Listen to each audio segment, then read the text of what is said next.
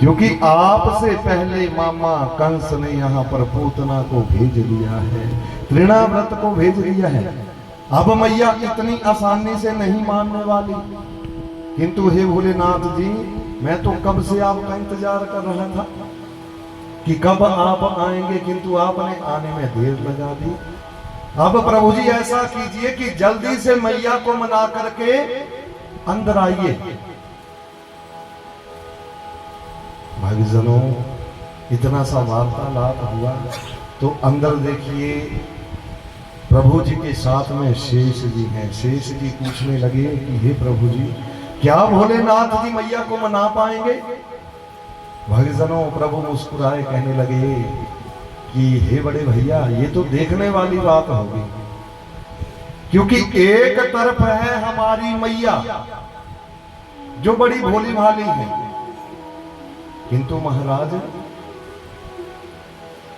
पहले तो वो सहजता से विश्वास कर लेती थी, किंतु उनका विश्वास टूट चुका है। क्योंकि पहले पूतना आई, देवांगना बन करके आई, किंतु बाद में वो राक्षसी निकली।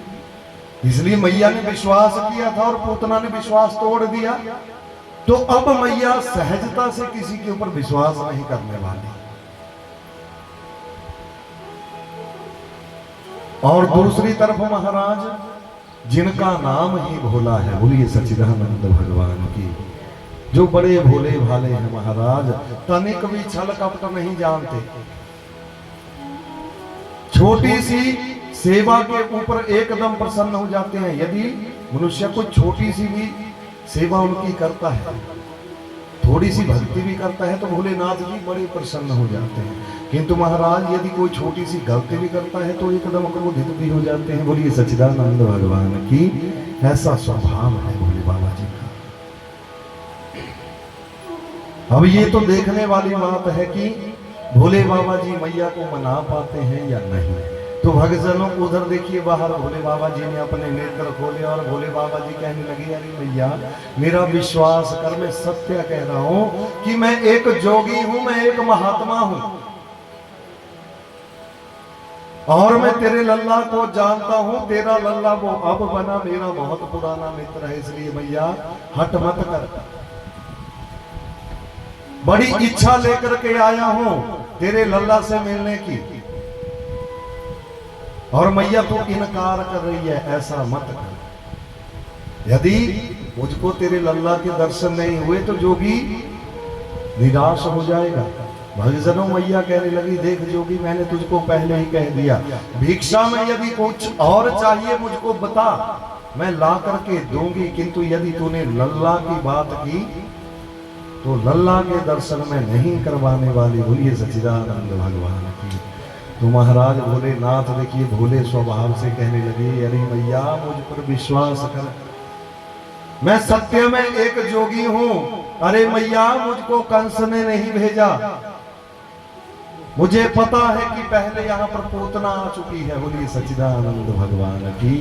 भक्तजनों, अब तक तो मैया को केवल संदेह था जोगी के ऊपर, किंतु अब पूर्ण विश्वास हो गया कि अरे ना तो मैंने कंस का नाम लिया, ना तो मैंने पूतना का नाम लिया, फिर ये जोगी कैसे जानता है कि यहाँ पर कंस दैत्यों को भेज रहा है, यहाँ पर पूतना आ चुकी है। भक्तजनों, मैया को पूर्ण विश्वास हो गया कि हो ना हो ये जोगी पक्का कंस का भेजा हुआ कोई दैत्य है। और महाराज मैया बड़ी कुपित हुई और क्रोधित होकर के कहने लगी कि देख जोगी, यदि भिक्षा में कुछ और चाहिए तो बोल ला करके दूंगी। यदि अब मेरे लल्ला का नाम तूने अपनी जीभा से लिया तो मैं सत्य कहती हूँ, अभी सैनिकों को बुलवा करके धक्के मार करके तुझको गोकुल नगरी से बाहर करवा दूंगी। ऐसा कर कि शीघ्र यहाँ से जा, मैं तुझको अपने लल्ला के दर्शन नहीं करवाने वाली। भक्तजनों, जैसे मैया कुपित हुई, क्रोधित हुई, तो भोलेनाथ जी बड़े उदास हो गए। देखा रे मैया तो क्रोध में आ गई। और भक्तजनों देखिए भोले बाबा कहने लगे कि मैया देख, क्रोध मत कर, क्रोध मत कर, कोई बात नहीं, अगर मैया तू नहीं करवाना चाहती दर्शन, मत करवा। जोगी वापिस चले जाएंगे, सैनिकों को मत बुला। हाँ, बड़ी आस लेकर के आया था मैया तेरे द्वारे के ऊपर, किंतु इच्छा पूर्ण नहीं हुई तो जोगी निराश होकर के जा रहे हैं। भक्तजनों, इतना कहा भोले बाबा जी ने और उदास होकर के भोलेनाथ जी वहां से मुड़े। और भक्तजनों, जब उदास होकर के भोलेनाथ जी जाने लगे तो भक्तजनों अंदर पालने के बीच में नारायण भगवान जी देखा कि अरे भोलेनाथ नाम के भी भोले और वैसे भी भोले ही हैं। अरे देखो कितने भोला स्वभाव है। मैया के सामने अपनी जीभा से कंस का नाम ले लिया, पूतना का नाम ले लिया, अब मैया कहाँ मानेगी। देखा कि अब तो ये लौट रहे हैं निराश होकर के।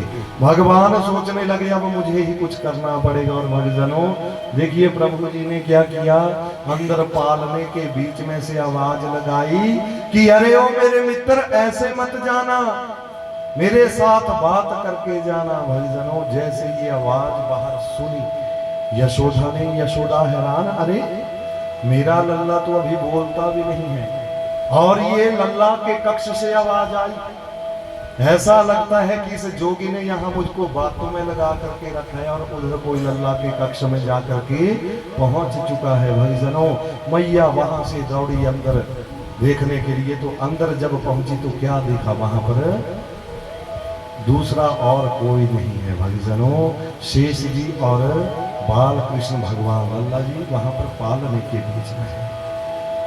तो भक्तजनों क्या देखा कि लल्ला जी रोना प्रारंभ कर देते हैं।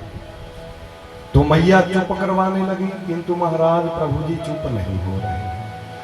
तो मैया सोचने लगी मैं बाहर जाकर के देखूंगा जोगी गया अथवा नहीं गया।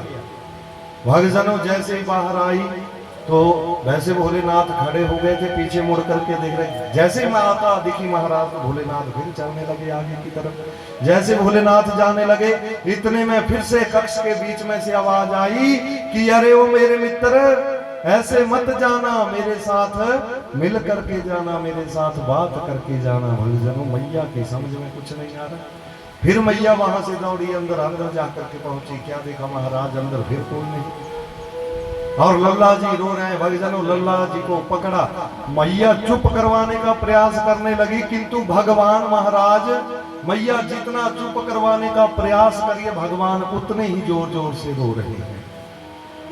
और मैया भी देखने लगी अरे आज से पहले ये लल्ला इतना कभी नहीं रोया।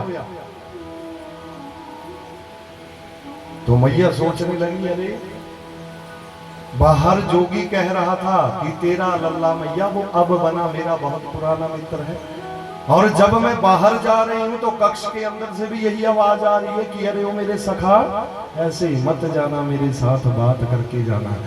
कहीं ऐसा तो नहीं कि उस महात्मा उस जोगी के वचनों में कोई सच्चाई हो, क्या इनका कोई पूर्व जन्म का संबंध हो। अरे क्या करूं, किसके ऊपर विश्वास करूं, किसके ऊपर ना करूं, कुछ समझ में नहीं आ रहा। भक्तजनों तो मैया